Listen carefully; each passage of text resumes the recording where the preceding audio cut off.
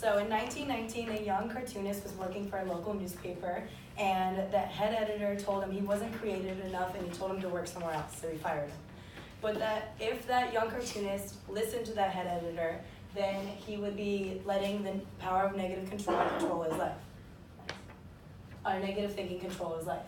But he didn't listen, and he continued to pursue his dream, getting fired after job for newspaper, but that didn't stop him. He also drove an animation studio into bankruptcy. But who is this cartoonist? Walt Disney. I bet you guys didn't even know that. Oh my God. Okay. So why did I tell you guys this story, and what is this whole presentation about?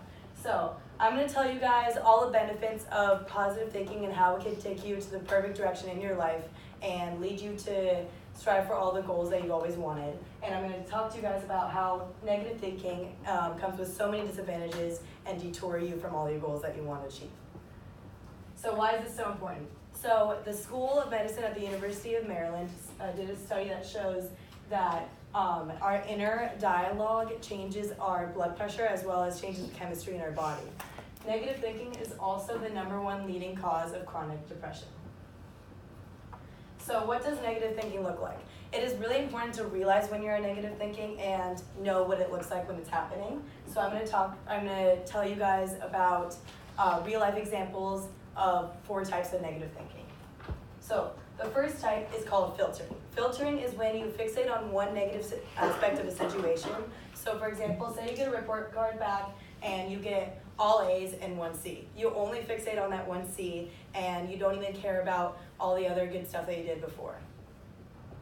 The next type is called personalizing. Personalizing is when you think you're at blame for every situation that's negative. So for example, say your friend made dinner plans with you and they cancel on you last minute, and you automatically think, oh my God, they don't even like me anymore, and they hate me as a friend, why are they friends with me? They're gonna unfollow me on Instagram, my whole life sucks, no one likes me. Next. The third type is called catastrophizing. Catastrophizing is when you think the worst possible scenario is gonna happen after one small little negative event occurs. So say you sleep in before on your first class and you arrive 15 minutes late, you automatically think the rest of your day is going to turn to be awful. You then are stressing so much about that, you're probably going to fail the test you have next period. The final type of negative thinking is called polarizing. Polarizing is when you think there's only a good or bad in a situation. When you think, so for example, say you don't get all A's in your report card, or you don't have a winning season in your sport. You automatically think you're a complete failure, but in reality, nobody's perfect, and there's no such thing as a situation where there's no good or bad. Every situation, it has a good and bad aspect. Next. Numbers time. So, as humans, there are 50,000 thoughts running through our head every day. And 80% of those thoughts are negative, which means there are 40,000 thoughts in our head that are running around that are negative. And of that 80% of negative thoughts, 95 are repeating themselves, and they're the exact same thought that you had the day before. And up to 98% of mental and physical illnesses stem from our own thoughts. So it's very important to realize if they're negative or positive. And this is very important to everybody in the whole room, because I'm sure everybody in the whole room has either dealt with depression or knows somebody who's had depression before. And negative thinking is the #1 leading cause to depression, anxiety, and diseases like these. The solution, yay! So, by incorporating positive thinking in your day or in your daily routine, you will then benefit your mental health and physical health. Some of the health benefits that come with positive thinking are increased lifespan, lower rates of depression, lower levels of stress, and greater resistance of the common cold. But let's break it down. What is positive thinking and what does positive even mean? So the definition of the word positive is consisting in or characterized by the presence or possession of features or qualities rather than their absence.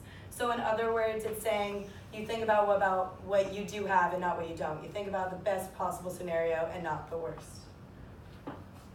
So I want you guys to visualize this crazy storm. There's shingles falling off rooftops, there's palm trees going down on the power lines.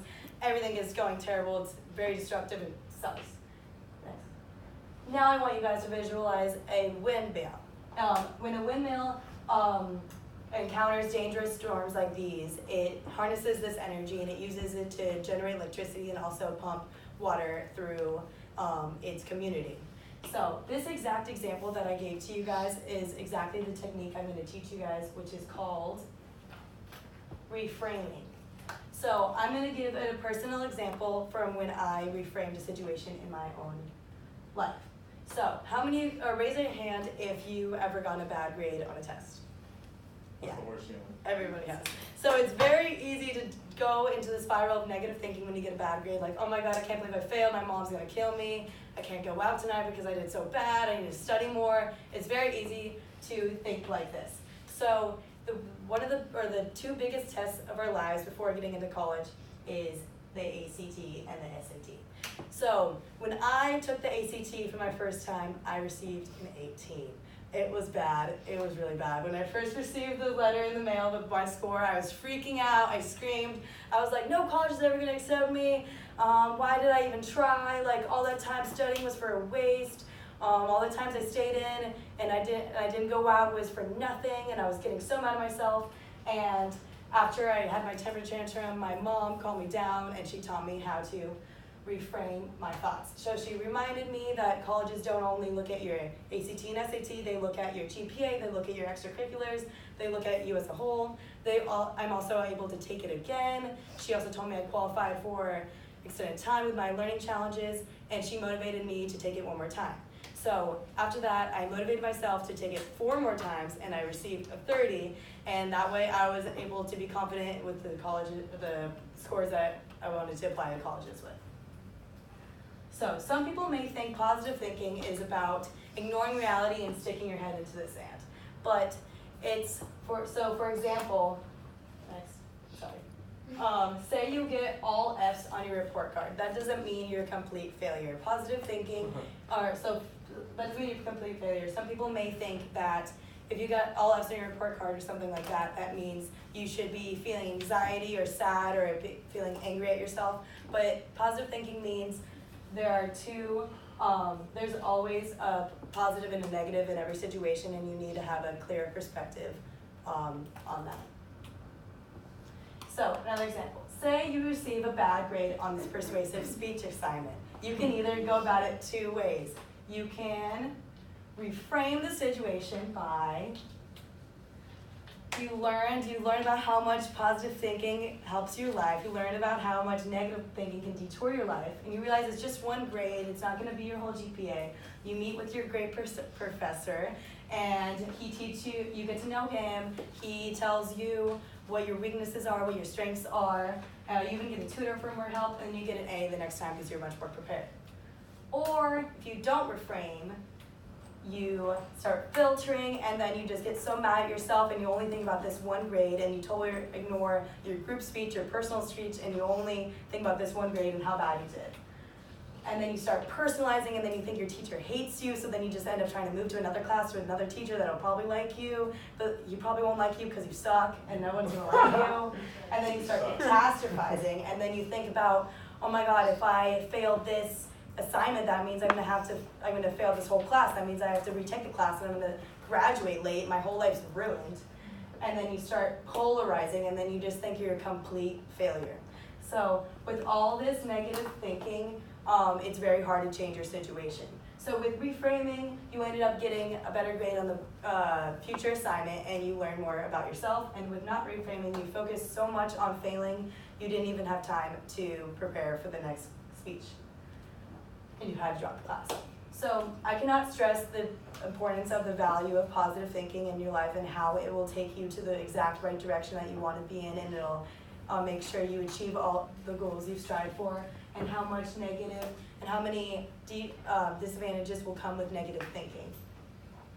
And so say I stuck with my first score on the ACT, I would have just given up, and I probably wouldn't be here today at the University of Miami. But since I reframed my thoughts and I took it again, I'm here today giving the speech at the University of Miami. And we have to remember that 95% of your own thoughts are the same as yesterday, so it's so important to change your mindset today. And by doing that, you will have like a snowball effect of positive thinking throughout your life, where you will see changes that you will see and love. So it's so important to go out and think positively. Wow. Thank you. Awesome, that was tremendous. I'm glad we're ending